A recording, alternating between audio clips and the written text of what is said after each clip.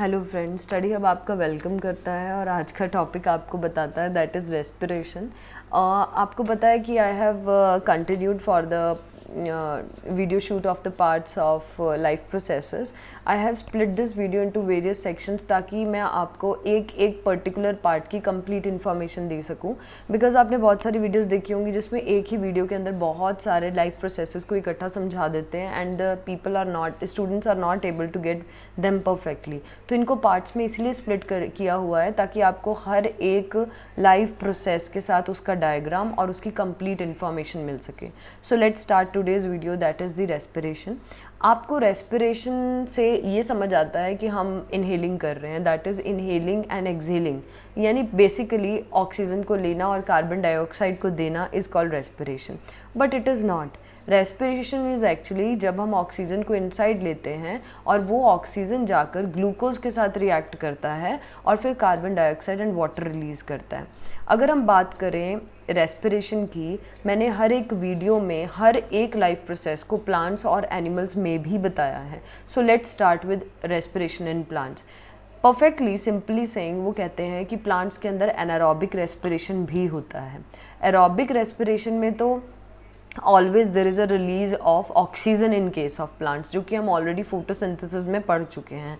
But जब plants के अंदर एनारोबिक रेस्पिरेशन होती है तो इससे सॉइल कई टाइम ऑक्सीजन सप्लाई जब प्लांट्स को मिलती है रन आउट हो जाती है, नहीं मिल पाती, तो सॉइल जो है वो वाटर लॉक्ड हो जाता है। ऐसे केस में वो एनर्जी एनारोबिक रेस्पिरेशन से लेते हैं, जिसमें वो ग्लूकोज को ब्रेक करके इथेनॉल, कार्बन डाइऑक्साइड और एनर्जी निकालते हैं। ऐसा एक और केस हम आगे भी देखेंगे रेस्पिरेशन में। अब प्लांट्स ऑक्सीजन कहाँ कहाँ से लेते हैं? प्लांट्स ऑक्सीजन जो है वो लेते हैं बाय डिफ्यूजन। प्लांट्स के अंदर एक ब्रांचिंग शेप होती है जिसकी वजह से उनका लार्ज सरफेस एरिया होता है बाय वॉल्यूम, यानी वॉल्यूम के कंपैरिजन में सरफेस एरिया ज़्यादा होना लीव्स के कारण। तो वो क्या करते हैं, एज मच ऑक्सीजन जो है वो सप्लाई करते हैं जितनी उनको रेस्पिरेशन के लिए ज़रूरत होती है उसके अकॉर्डिंग, और ये डिफ्यूजन उनकी रूट्स में, स्टेम्स और लीव्स में होती है। अब इसके डायग्राम के साथ भी हम इनको समझेंगे। फर्स्टली रेस्पिरेशन जो रूट्स में होती है वो मैंने एक्सप्लेन की हुई है यहाँ पर। ये रूट्स हैं प्लांट्स की, और रूट्स का सेक्शन देखें तो ये रूट है, रूट्स में एयर भी है, एयर स्पेसेस भी हैं, वाटर भी है और सॉइल तो है ही। ठीक है, तो अब हम इसे पढ़ते हैं। जो रूट स्पेसेस हैं, रूट हेयर्स जो हैं वो डायरेक्ट कांटेक्ट में हैं रूट स्पेसेस के एयर के साथ, और ऑक्सीजन जो है सॉइल के अंदर से लेती हैं रूट्स रूट हेयर के थ्रू, और उसे फिर पूरे रेस्पिरेशन से पूरे प्लांट के अंदर देती हैं। और जो कार्बन डाइऑक्साइड प्रोड्यूस होती है रूट सेल्स में वो ऑपोजिट डायरेक्शन में डिफ्यूज़ करती है। लेकिन जब वाटर लॉक्ड कंडीशंस हो जाती हैं तो सॉइल की एयर ख़त्म हो जाती है क्योंकि उनमें पानी फिल हो जाता है, और ऑक्सीजन की एब्सेंस में मेटाबॉलिक एक्टिविटी डिक्लाइन हो जाती है और प्लांट ख़राब हो जाता है। तो वाटर लॉगिंग से प्लांट कैसे ख़राब होता है ये कंप्लीट इन्फॉर्मेशन भी आपको मिल गई, because in that case root के अंदर एयर नहीं होती और एयर ना होने के कारण, डेफिशिएंसी के कारण ये प्रॉब्लम आती है। Next is respiration in stems. Stems भी सांस लेती हैं, रिस्पायर करती हैं, और वो स्टेम कैसे करती है, जितने भी हर्बेशियस प्लांट्स हैं उनमें तो स्टोमेटा होती है, लाइक ग्रासेस हो गई, लेकिन oxygen from air diffuses into the stem through stomata, और सारे रेस्पिरेटरी सिस्टम को उनके मिल जाती है। लेकिन जो कार्बन डाइऑक्साइड प्रोड्यूस होती है रेस्पिरेशन के दौरान वो भी इसी स्टोमेटा से बाहर निकलती है। लेकिन जो वुडी स्टेम्स होती है, जैसे बड़े बड़े पेड़ हैं, अब उनके अंदर तो स्टोमेटा नहीं होता स्टेम में, इन दैट केस उनके अंदर लेंटिसेल्स होते हैं जो मैंने इस डायग्राम में आपके लिए शो किए हैं। दीज आर द लेंटिसेल, अगर हम इसका साइंटिफिक डायग्राम देखें। लेकिन एक्चुअली में हमें कैसे पता लगेगा लेंटिसेल कौन से होते हैं? ये जो डायग्राम में मैंने आपको दिखाए हैं ये नॉर्मली हम बाहर से देखते हैं, हमें लगता है कि ये पेड़ थोड़ा ख़राब सा है, लेकिन ये जो डैमेज पार्ट है हल्का हल्का, ये जो डैमेज पार्ट है these are actually the lenticels, जो कि स्टेम करती है ताकि वो रिस्पायर कर सके। And this is you know that is stomata, जिसमें एक न्यूक्लियस, थोड़े से क्लोरोप्लास्ट जो कि पिगमेंट है फोटोसिंथेसिस का, जिसके अंदर क्लोरोफिल है पिगमेंट फोटोसिंथेसिस का, and this is the vacuole, guard cells and cell wall of course, right. Next is आपके पास आता है रेस्पिरेशन इन लीव्स, जो कि हम स्टोमेटा से ऑलरेडी कर चुके हैं, जो कि एक टाइनी पोर लाइक स्ट्रक्चर्स होते हैं। अब इस स्टोमेटा के बारे में एक इम्पॉर्टेंट चीज़ ये है कि जब इसे गैसेस एक्सचेंज करना होता है तो ये अपने गार्ड सेल्स को थोड़ा सा साइड करके स्टोमा को ओपन कर देता है। स्टोमा का मतलब होता है पोर को ओपन कर देता है, बट जब इसे नहीं करना होता है एक्सचेंज तो ये स्टोमा को क्लोज रखता है। जैसे कि नाइट के टाइम पे ये क्लोज रखता है, डे के टाइम ये ओपन करता है। तो अब इसके लिए एक इम्पॉर्टेंट इन्फॉर्मेशन देखते हैं। डे टाइम में जब फोटोसिंथेसिस होती है और ऑक्सीजन बनता है तो लीव्स इस ऑक्सीजन को यूज़ करती हैं रेस्पिरेशन के लिए और बाकी सारा ऑक्सीजन बाहर गिरती हैं। आपने वीडियो की स्टार्टिंग में देखा होगा कि मैम कह रहे हैं ऑक्सीजन को यूज़ करता है प्लांट, तो हम तो ये सोचते हैं कि ऑक्सीजन रिलीज़ होता है और ह्यूमन बींग्स उस ऑक्सीजन को ले लेते हैं। तो यहाँ आपका एक पॉइंट क्लियर हो गया होगा, वो पॉइंट कि प्लांट्स पहले इस ऑक्सीजन को यूज़ करते हैं अपने रेस्पिरेशन के लिए और रेस्ट ऑफ द ऑक्सीजन को वो एयर में रिलीज़ करते हैं हमारे लिए। अगेन डे टाइम में कार्बन डाइऑक्साइड जो प्रोड्यूस होता है वो सारा फोटोसिंथेसिस में यूज़ हो जाता है by leaves. Even more carbon dioxide जो है taken in from the air. Thus net gas exchange in leaves जो है वो डे टाइम में होता है कि oxygen diffuses out and carbon dioxide diffuses in. लेकिन नाइट टाइम पे जब फोटोसिंथेसिस नहीं होती और ऑक्सीजन प्रोड्यूस नहीं होता तो जो ऑक्सीजन है एयर से वो लीव्स में डिफ्यूज़ होती है ताकि रेस्पिरेशन हो सके, और कार्बन डाइऑक्साइड जो है वो एयर में डिफ्यूज़ होता है। इसीलिए कहते हैं कि रात में हमें प्लांट्स के पास नहीं जाना चाहिए, because at the night time the level of carbon dioxide near the plants are higher, क्योंकि उस टाइम पर carbon dioxide is release during the respiration. So this was the basic knowledge जो आपको एनसीईआरटी में नहीं मिलेगी इसके बारे में, और ना ही इसकी डिवीजन मिलेगी, क्योंकि प्लांट्स के अंदर रेस्पिरेशन रूट से, स्टेम से और लीव से होता है, और कौन कौन से स्ट्रक्चर्स से होता है वो भी मैंने आपको एक्सप्लेन कर दिया। Next important thing is about this respiratory system is our human system. हमारा ह्यूमन रेस्पिरेटरी सिस्टम में आप देखेंगे कि हम सांस नेसल पैसेज से लेते हैं, देन यहाँ पर माउथ कैविटी से लेते हैं, फिर एक फेरिंग्स आता है जो कि एक कॉमन चैम्बर है हमारे फूड का और हमारे एयर पैसेज का, जहाँ पर हमारा सांस और हमारा खाना इकट्ठा होता है। इसलिए कहते हैं कि हमें खाना खाते वक्त बोलना नहीं चाहिए, बिकॉज जब हम स्वेलो कर रहे होते हैं at the same time air भी जारी होती है। इन दैट केस अगर हम बोलेंगे तो वो कोलैप्स होकर एपिग्लॉटिस में चली जाएगी, जो कि ग्लॉटिस जो है वो ट्रैकिया का पार्ट होता है। अब ट्रैकिया हमारी विंड पाइप है और विंड पाइप के ऊपर वाले पोर्शन को हम ग्लॉटिस कहते हैं, और ग्लॉटिस के ऊपर एक कवर होता है जिसे हम एपिग्लॉटिस कहते हैं। अब एपिग्लॉटिस ग्लॉटिस को कवर करके रखता है, जो कि विंड पाइप का ऊपर वाला एंड है, ताकि हम जो खाना स्वेलो कर रहे हैं वो खाना विंड पाइप में ना चला जाए। इसीलिए हम बोलते नहीं हैं खाना खाते वक्त, क्योंकि वो एपिग्लॉटिस हट जाता है और इन दैट केस खाना विंड पाइप में भी जा सकता है। सो ट्रैकिया जो है वो बहुत ही डेलिकेट सा होता है और रिंग्स ऑफ कार्टिलेज से बना होता है। वो स्किन का फोल्ड होता है लेकिन उसमें कार्टिलेज होते हैं ताकि वो कोलैप्स ना हो, बल्कि एक रिजिड फॉर्म में हमारी विंड पाइप की फॉर्म में मेंटेन रहे।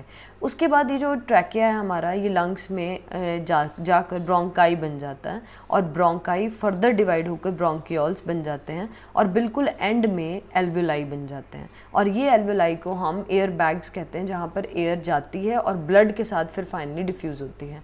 अब लंग्स के अराउंड ये जो रिब्स कवरेज है, ये हमारी लंग्स को प्रोटेक्ट करके रखती है एक बोन चैम्बर में।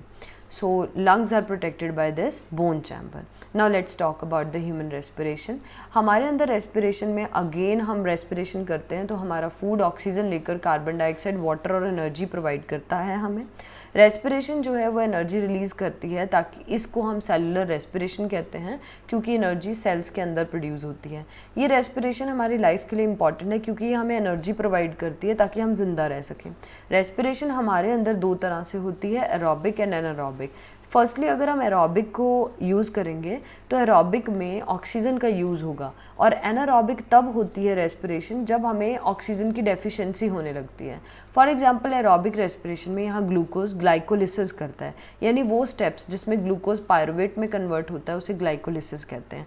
अब ये पायरुवेट ऑक्सीजन की प्रेजेंस में कार्बन डाइऑक्साइड, वाटर और एनर्जी देता है, तो आपने ये इक्वेशन ध्यान रखनी है। नेक्स्ट, माइटोकॉन्ड्रिया ही वो साइट है जो एरोबिक रेस्पिरेशन करवाती है, इसीलिए पायरुवेट का जब ब्रेकडाउन होता है एनर्जी में, ये सारा प्रोसीजर कहाँ हो रहा है, माइटोकॉन्ड्रिया में। तो आपसे ये क्वेश्चन पूछा जा सकता है। So remember that aerobic respiration mitochondria में होती है। Moving on to the next, anaerobic respiration. Anaerobic respiration तब होती है जब ऑक्सीजन के बिना होती है। ये ज़्यादातर वैसे कॉमनली देखने पर माइक्रोस्कोपिक ऑर्गेनिजम्स में होती है, जैसे कि यीस्ट या बैक्टीरिया। इस प्रोसेस को हम फर्मेंटेशन भी बोलते हैं। अब देखते हैं कि ग्लूकोज का क्या फेट है। ग्लूकोज एक 6 कार्बन मॉलिक्यूल है, ये डायग्राम आपके एनसीईआरटी से उठाया गया है। ग्लूकोज एक 6 कार्बन मॉलिक्यूल है और साइटोप्लाज्म में ये सबसे पहले तो पायरुवेट बनाता है। लेकिन इसके 3 फेट हैं। फर्स्ट इज़ यीस्ट के अंदर ऑक्सीजन की एब्सेंस में ये एक 2 कार्बन मॉलिक्यूल बनाता है, इथेनॉल, कार्बन डाइऑक्साइड और एनर्जी।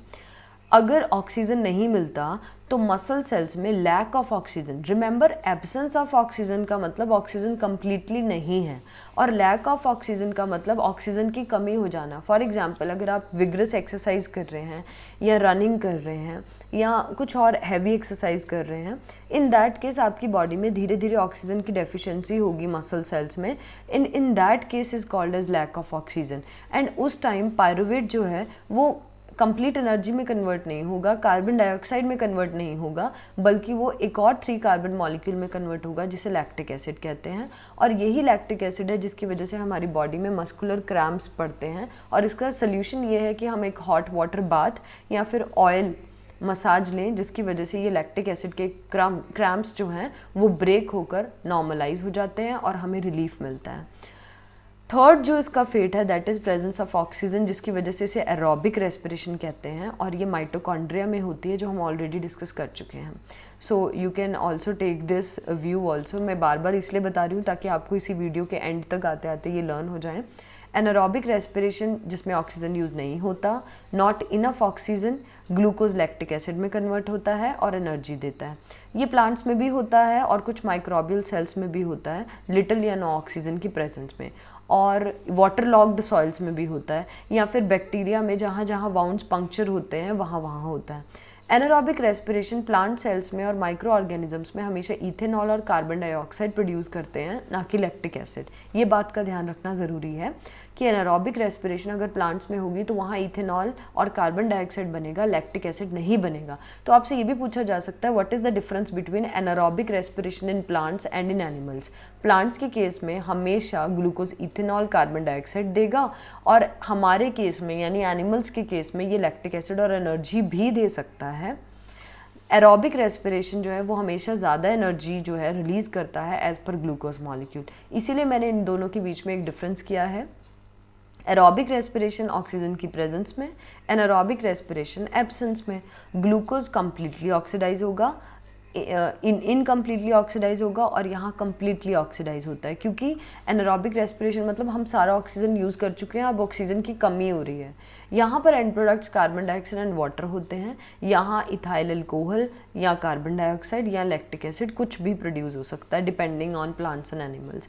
यहाँ लिटिल एनर्जी प्रोड्यूस होती है, यहाँ मोर एनर्जी प्रोड्यूस होती है। ये ज़्यादातर प्लांट्स और एनिमल्स में होता है, और ये यीस्ट में और कुछ बैक्टीरिया में होता है। यहाँ पर एक चीज़ थोड़ी सी गलत बताई गई है, दैट इज़ कि यहाँ लिटिल एनर्जी है, बल्कि यहाँ ज़्यादा एनर्जी प्रोड्यूस होती है और यहाँ little energy. I am sorry for this part.